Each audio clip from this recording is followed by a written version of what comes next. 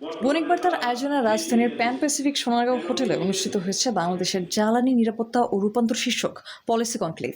অনুসন্ধান ও উত্তোলন কার্যক্রম সম্প্রসারণ, নবায়নযোগ্য জ্বালানির ব্যবহার বৃদ্ধি, যুগোপযোগী নীতিমালা প্রণয়ন এবং বিদেশের উপর নির্ভরতা কমিয়ে জ্বালানি খাতে সংকট থেকে সম্ভাবনার পথে এগিয়ে যাওয়ার লক্ষ্যে আয়োজিত এই কনক্লেভে দেশের শীর্ষ নীতি নির্ধারক, বিশেষজ্ঞ ও ব্যবসায়িক প্রতিনিধিরা মতবিনিময় করেন।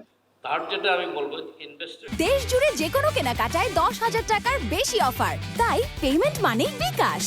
বণিক বার্তার প্রকাশক ও সম্পাদক দেওয়ান হানিফ মাহমুদের সঞ্চালনায় অনুষ্ঠিত এই আয়োজনের প্রধান অতিথি হিসেবে উপস্থিত ছিলেন বিদ্যুৎ, জ্বালানি ও খনিজ সম্পদ মন্ত্রী ইকবাল হাসান মাহমুদ টুকু। আমদানি নির্ভর জ্বালানি ব্যবস্থার জন্য প্রয়োজনীয় অবকাঠামো এবং বর্তমানে দেশের আমদানিকৃত জ্বালানির উপর উচ্চমাত্রার নির্ভরশীলতা প্রসঙ্গে তিনি আলোচনা করেন। ক্যাপাসিটি চার্জ দিচ্ছে, and this capacity charge is backed by sovereign guarantee.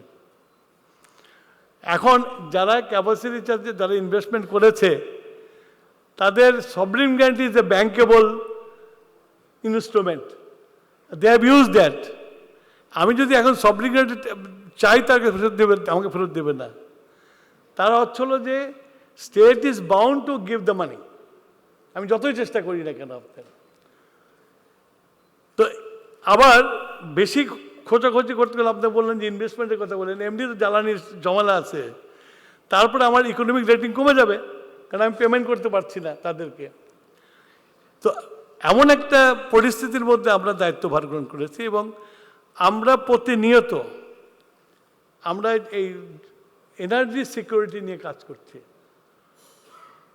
আমরা প্রায়ই আমাদের প্রধানমন্ত্রী আমাদের সাথে বসে সিকিউরিটি কিউ করা যায়, নানান অপশনস আমরা খুঁজছি, বাট ইট ইজ ডিফিকাল্ট।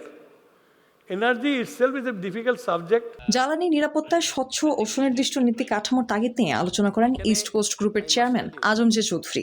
আমাদের এখন যেমন চিন্তা হচ্ছে, why we are thinking this LNG, LPG and all these things, এখন নিয়ে ভাবছে যে LNG কি হবে, এটা FSRU হবে নাকি ল্যান্ড বেসড হবে। Why you are thinking this? Bangladesh got one of the largest deep sea port in the world.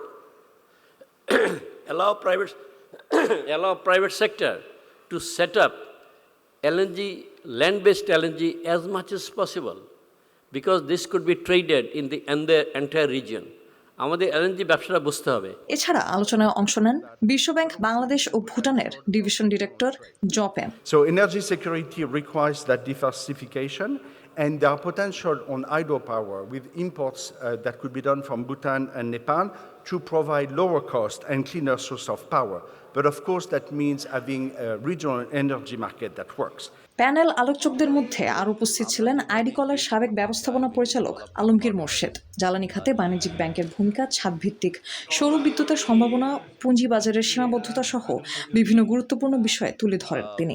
আমরা যেভাবে এনগেজ করতে চাই with the development partners is we should not only go with a proposal to have a funded facility, মানে just give us cash credit line. There are ways of the guarantee scheme যেটা এখন development পার্টনার্সরা খুব আগ্রহী, এবং with that kind of guarantee I think we can make this project more bankable for the commercial banks. পাশাপাশি অনুষ্ঠানে বক্তব্য রাখেন বাপেক্সের ব্যবস্থাপনা পরিচালক মোহাম্মদ ফজলুল হক। তিনি বলেন, সম্প্রতি 150টি কূপ খনন ও মেরামতের কাজ চলছে। সম্প্রতি আমাদের মন্ত্রণালয় এবং পেট্রোবাংলা সহ আমরা যে পরিকল্পনা নিয়েছি, এটা প্রায় 150টা কূপ খনন এবং ওয়ার্কওভার কাজ আমরা করছি। তার মধ্যে আমাদের 29টা কূপ অলরেডি আমাদের কাজ হয়েছে এবং এখনও আমাদের কাজ চলছে। তো বর্তমান সরকার এই বিষয়ে আমাদের বাপেক্সকে শক্তিশালীকরণের জন্য যথেষ্ট পরিমাণে উদ্যোগ নিচ্ছেন। মুক্ত আলোচনার পর্বে ট্রান্সকম গ্রুপের প্রধান নির্বাহী কর্মকর্তা এবং মহানগর চেম্বার অব কমার্স অ্যান্ড ইন্ডাস্ট্রির সহসভাপতি সিমিন রহমান জ্বালানি খাতের সম্ভাবনা ও ভবিষ্যৎ করণীয় নিয়ে তার মতামত তুলে ধরেন। ইন্ডাস্ট্রিয়াল পার্সপেক্টিভ থেকে দেখলে আজকে সবচেয়ে বড় চ্যালেঞ্জ শুধু এনার্জি অ্যাভেলেবিলিটি নয়, বরং এনার্জি রিলায়েবিলিটি এবং power quality. Gas shortage, voltage fluctuation, unplanned power interruption, এইসব কারণে প্রোডাকশনের ডিসরাপশন হয়। ইন্টেন্স গ্লোবাল কম্পিটিশনের কারণে অনেক বিজনেসে এডিশনাল কস্ট কাস্টমারদের উপর নিয়ে চাপিয়ে নিজেদের অ্যাবসর্ব করতে হচ্ছে। এই চ্যালেঞ্জগুলো সব ম্যানুফ্যাকচারিং ইন্ডাস্ট্রিতে আছে।